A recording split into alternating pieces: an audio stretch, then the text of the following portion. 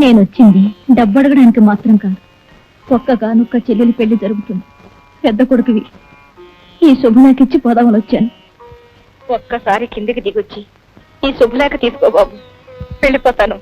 అవును, మీరెప్పుడు ఆలోచించేది నేనెంత ఎత్తుకు ఎదిగానా అని, నన్ను ఎలా కిందకు దించాలా అని. అక్కడ పెట్టేళ్ళు, కిందకు వస్తే తీసుకుంటాను. ఏమిటయ్యా ఏమిటయ్యా పుర్తనంగా మాట్లాడతావు?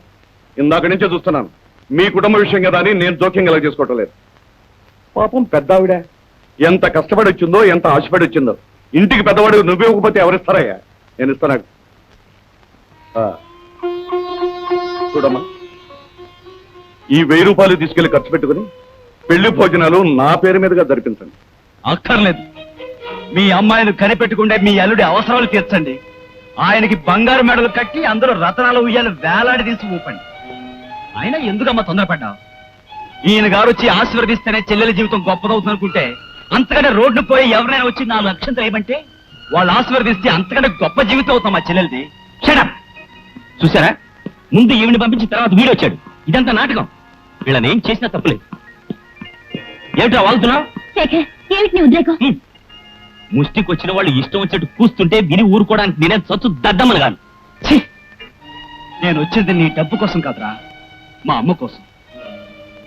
ఒరే ఎత్తు మనిషి, నువ్వు ఎంత ఎత్తుగానే ఎదగరా పర్వాలేదు, కానీ అంత ఎత్తు నుంచి కూడా తల్లిని తల్లిని, తండ్రిని తండ్రిని పిలవాలని గుర్తుంచుకో. మేళలెక్కేం కదా అని మనిషి కొవ్వెక్కి పొగరెక్కి మాట్లాడితే అంత ఎత్తు నుంచి కింద పడ్డ రోజున చెడిన కుక్కలు కూడా నీ మొహం చూడవరా. ఖరీదైన సమాధుల్లో కూడా శవాలే ఉంటాయి, దేవుళ్ళని గుళ్ళో గబ్బిడాలు ఉంటాయి. నూతులాంటి ఎంతస్తుల మధ్య ఆప్యాయత మర్చిపోయే నీలాంటి కప్పలు ఉంటాయి. నేనెవరిని అనుకున్నావురా? పిచ్చి పిచ్చిగా అవుతావా? ఏమిటో పని, మంచి పని కాకుండా.